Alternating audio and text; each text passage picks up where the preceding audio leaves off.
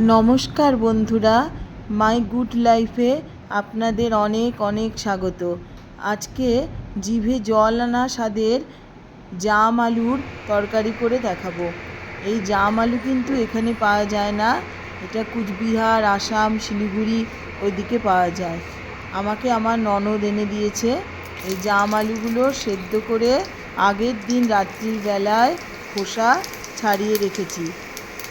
তারপরে কড়াইতে তেল দিয়ে, সামান্য সর্ষের তেল দিয়ে, আমি একটু কম তেলেই রান্না করি, দিয়ে শুকনো লঙ্কা আর সাদা জিরে ফোড়ন দিয়ে জাম আলুগুলোকে একটু ভেজে নিলাম।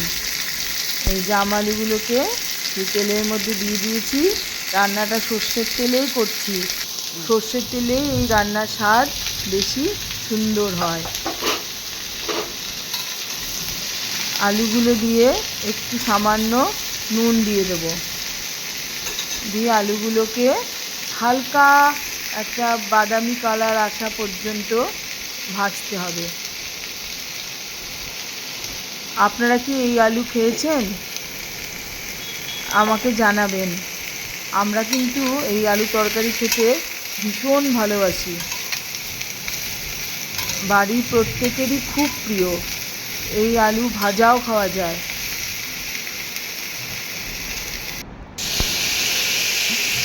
আর একটু হলুদ দিয়ে দিলাম,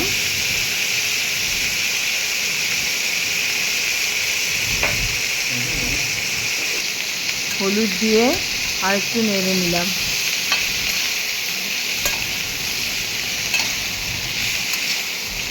পনির দিয়েও এই তরকারিটা খুবই ভালো হয়, সোয়াবিন দিয়েও হয়। এই নুন হলুদ দিয়ে আলুগুলোকে ভাজা ভাজা করে নিচ্ছি। এই হালকা সামান্য ভাজা ভাজা হলে নামিয়ে নিলাম। ওই কড়াইতেই জিরে, ধনে, আদা বাটা দিলাম।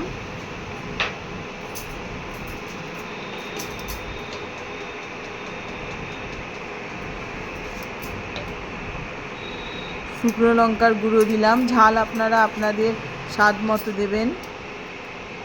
টমেটো পেস্ট করে রেখেছিলাম, টমেটো পেস্ট দিলাম। আবার কিছু টমেটো কেটে আর কাঁচা লঙ্কা কেটে রেখেছি।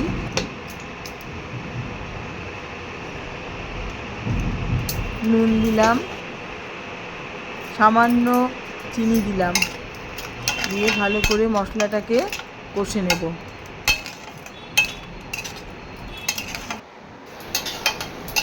এই মশলাটাকে ভালো করে কষে নিয়েছি।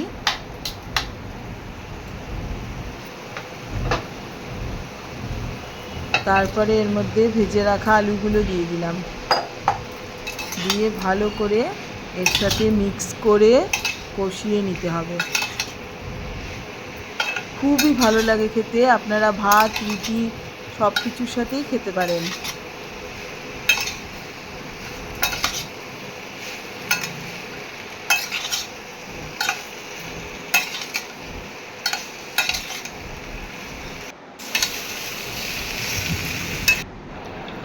এই জল দিয়েছিলাম, গরম জল দিয়ে ভালো করে এটাকে ফুটিয়ে নিচ্ছি। তারপরে হিং দিলাম,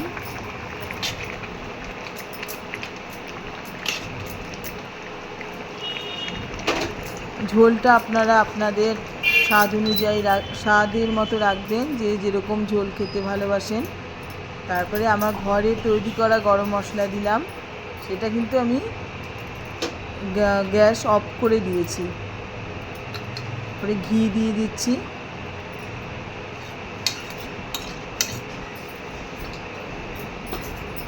আমার রান্না কমপ্লিট হয়ে গেছে, দারুণ সুন্দর হয়, একবার খেয়ে দেখবেন, অপূর্ব এর স্বাদ।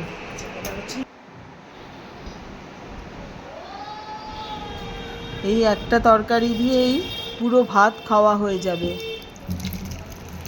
আপনাদের সবাইকে অসংখ্য ধন্যবাদ এতক্ষণ আমার সাথে থাকার জন্য। সবাই ভালো থাকবেন, সুস্থ থাকবেন।